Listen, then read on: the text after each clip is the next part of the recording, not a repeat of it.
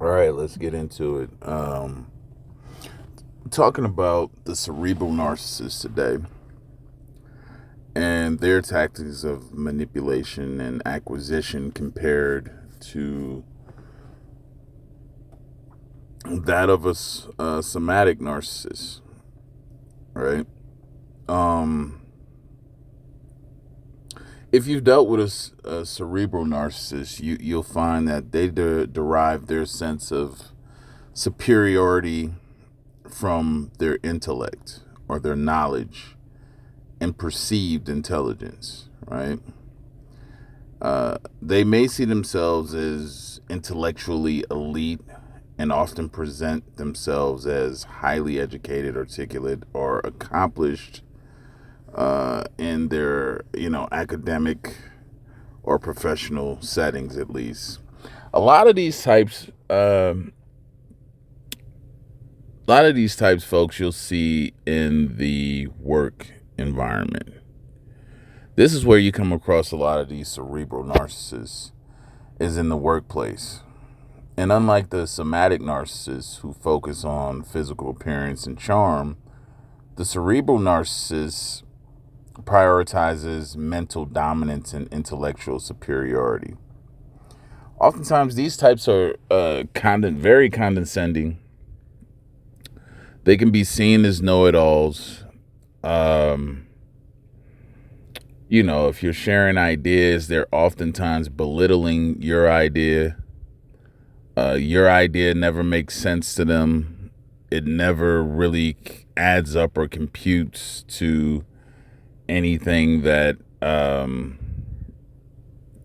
they see, at least, as efficient enough, right? So they're always going to talk down your ideas or whatever your plans and how you're planning and how you're going about doing it. They're going to find faults in it.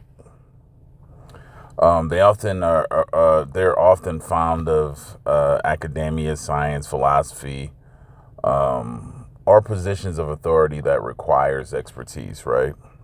And they look down on those that they perceive as intellectually inferior, even dismissing their emotions as a weakness, right? On the other flip side, the somatic narcissist thrives on sexual conquest and physical validation, right? So they're looking at the difference here is the cerebral narcissist may be disinterested in sex. That's where a lot of you said, oh, well, they weren't anything in the bedroom and all of that. Typically, that's going to be the cerebral narcissist. They're not caught up into the sex. A lot of times they'll say that they actually look down on it, right? It's not a big deal to them. Or they view it as beneath them, right? And instead of preferring intellectual, they like intellectual admiration more than anything, at least.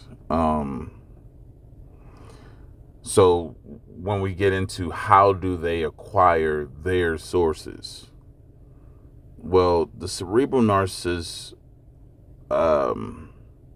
obtain their supplies in ways that reinforce their intellectual dominance over the other person, that superiority. And their supply typically comes from, again, that intellectual validation, right? They seek admiration for their knowledge, expertise, and intelligence.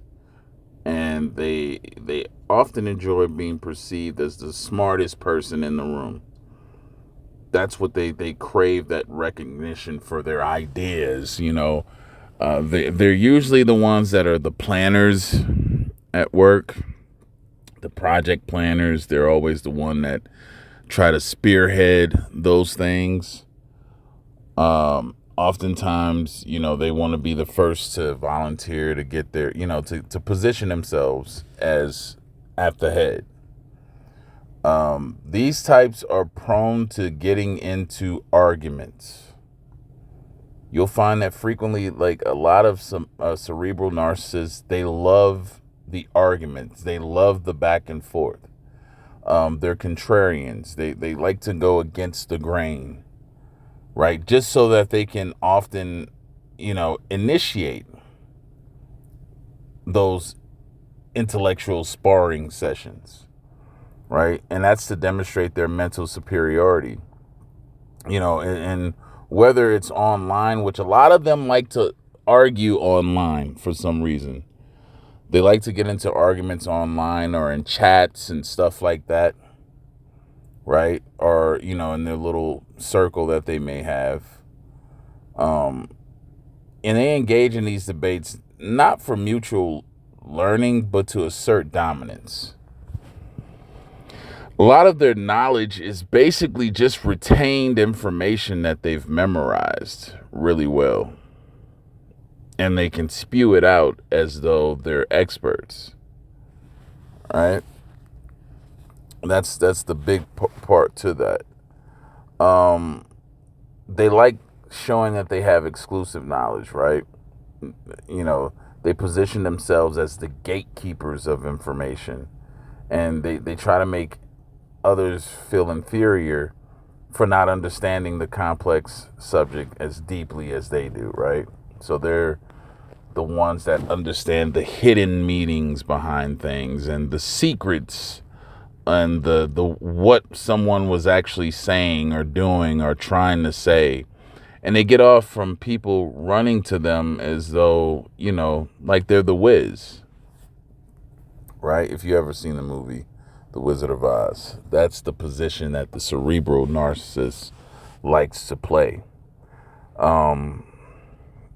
They have that elitist mindset, and they often try to align themselves with high status, either institutions or people or groups and stuff like that.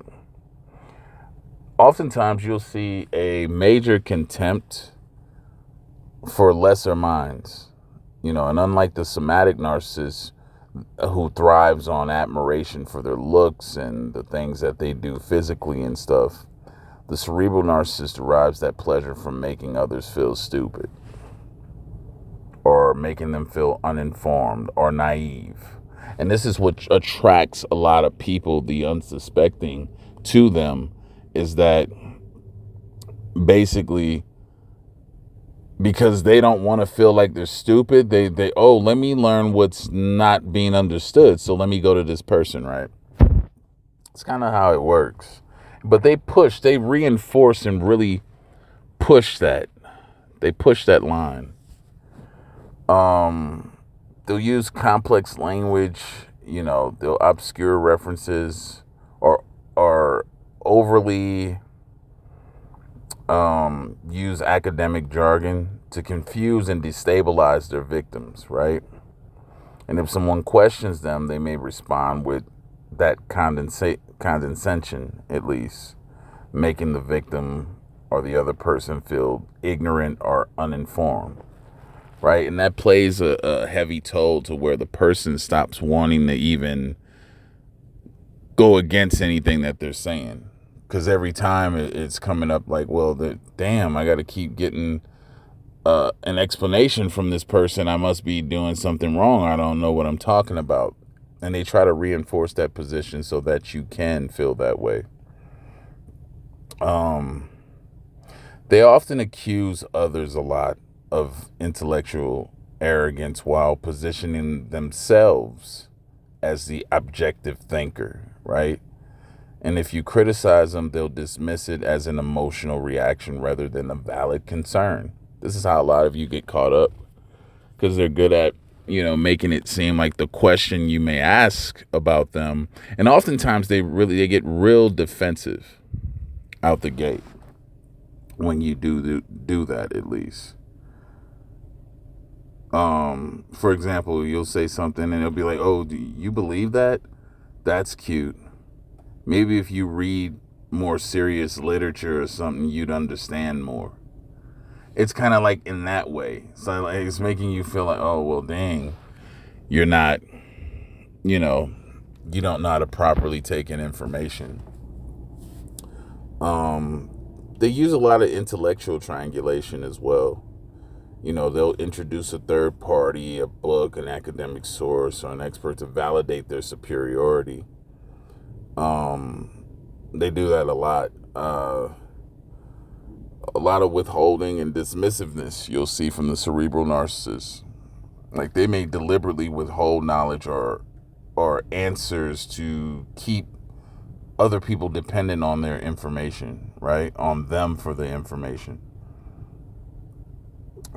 They a lot of times can become emotionally distant.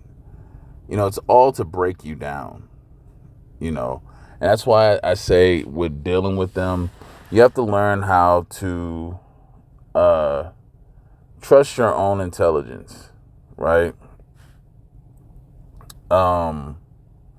Trust what you know. Don't let them convince you that you're ignorant or incapable, right? Seek that validation internally and recognize that true intelligence isn't about putting down or and others and making them feel inconsequential. It's about lifting them up.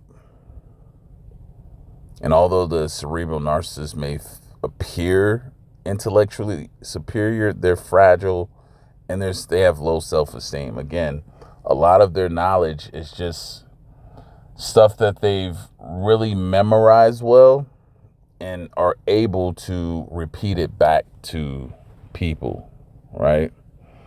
The circle that they're around. If you ever attempted to ask them to expand deeper or you challenge them, you will immediately see an aggression or that disdain for even trying to question them about what they know, right? They immediately go on the defense.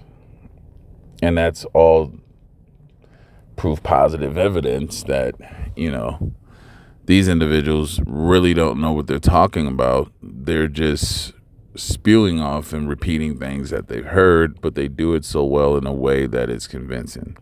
Again, a lot of these types you see in the corporate workforce, in certain professions and stuff like that, but they do exist. So keep your head on the swivel and look out for it. That's all. Don't be afraid to challenge. Don't be afraid to do that. If you're in a relationship with a cerebral narcissist, you'll always feel belittled, small, and just inadequate. Because that's what they do. And that's how they make people feel. Anyway, if you've got anything out of this, consider to like and share. Subscribe if you haven't. Until next time, have a good one. We'll talk soon.